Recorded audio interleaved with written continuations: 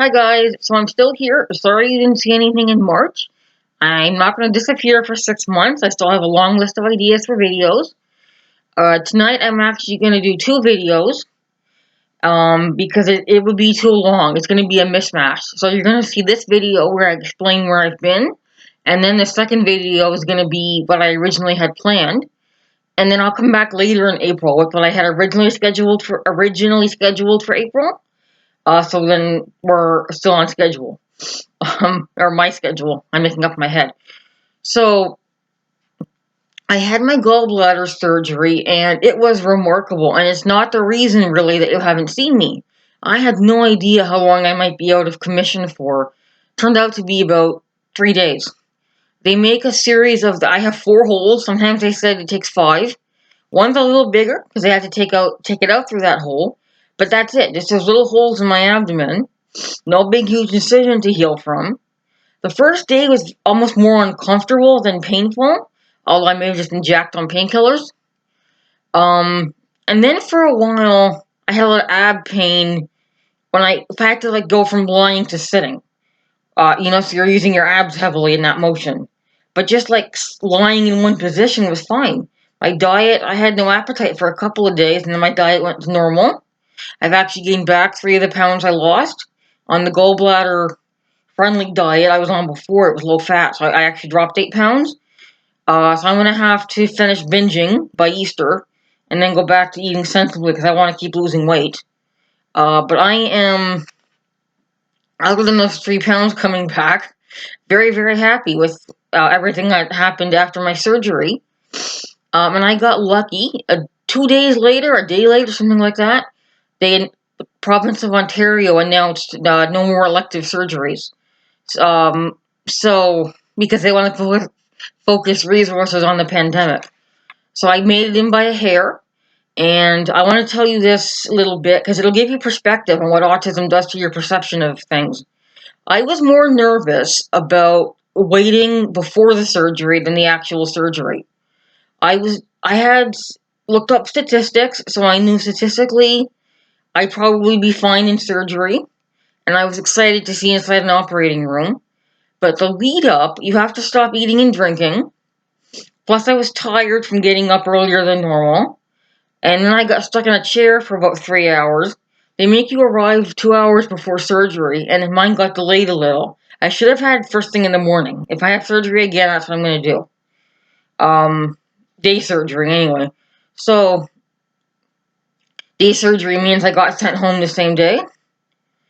So, yeah, I waited long. I waited about an hour longer, and I was getting so anxious. I was ready to go running out the door.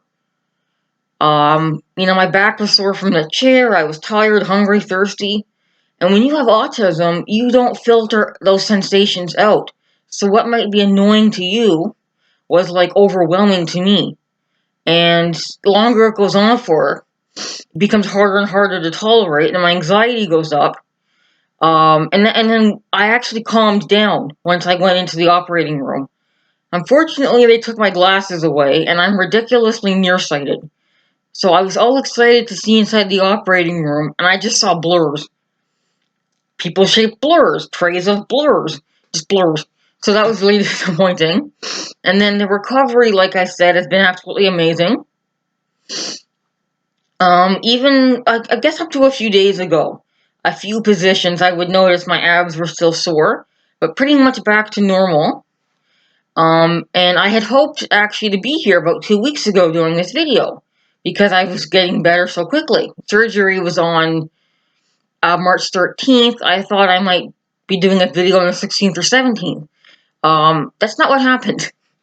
So 2 things happened. First thing that happened was, I want to double check my notes here. Yeah.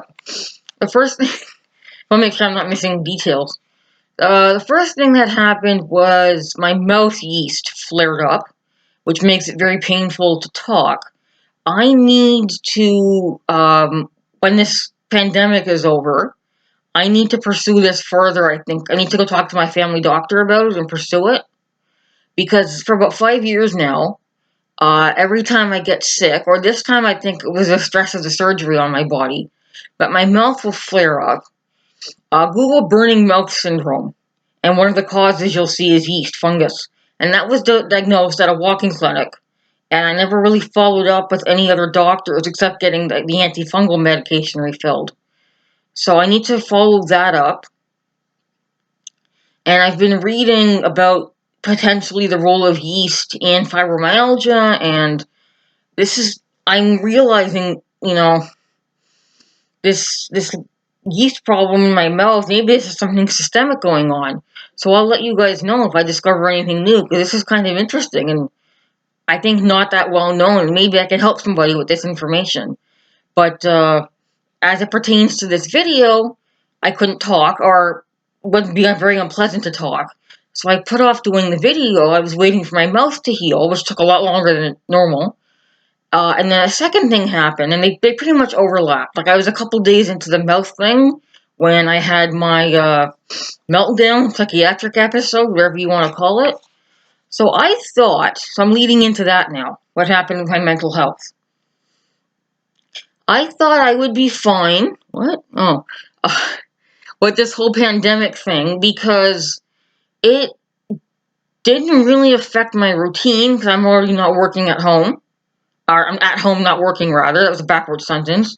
My income doesn't change because I still get my disability benefit.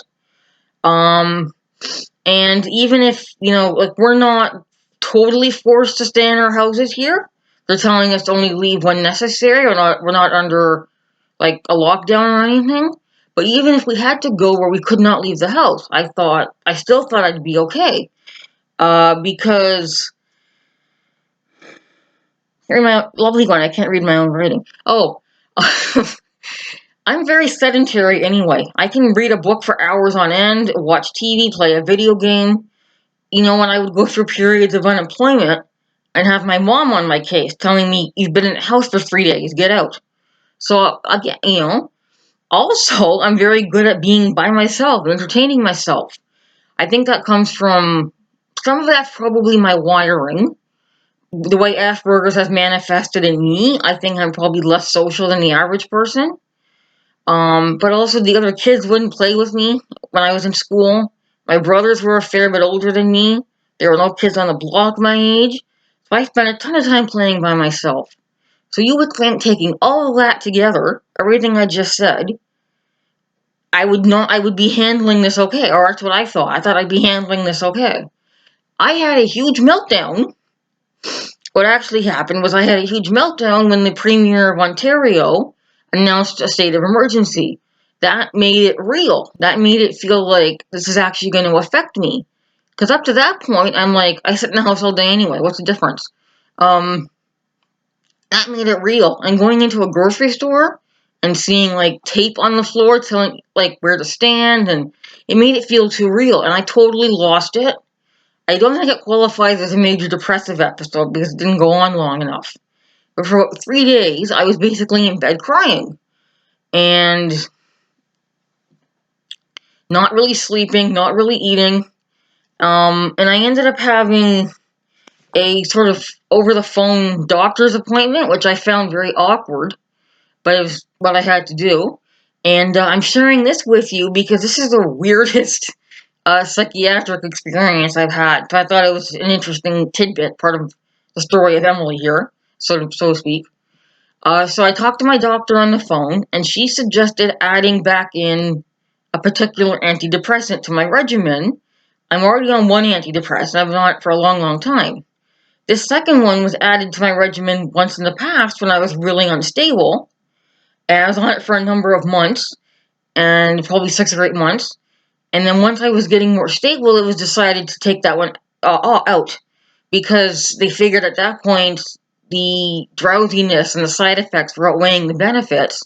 I have to emphasize, though, do this with a doctor. Don't randomly stop and start your medication. A lot of people on psych meds think, "Oh, I feel better, I can get off it now." You probably feel better because of the med. So this is my particular case with a doctor's instructions. So I was taken off that med, and she decided to put it back in my regimen. And last time it took a few weeks to work, which is typical of antidepressants. So that's what I was expecting. With this drug, I would say 2 days later, it was like, so I'm thinking there's probably, well, I'll get to that in a second. But it was like 2 days later, it was like someone hit a switch, and I was so much calmer in my mind. Um, I'm thinking there's probably placebo effect in that. Generally, the placebo effect freaks me out. Read about how strong it is. You'll be freaked out too. Right now, I don't care if everything's a placebo.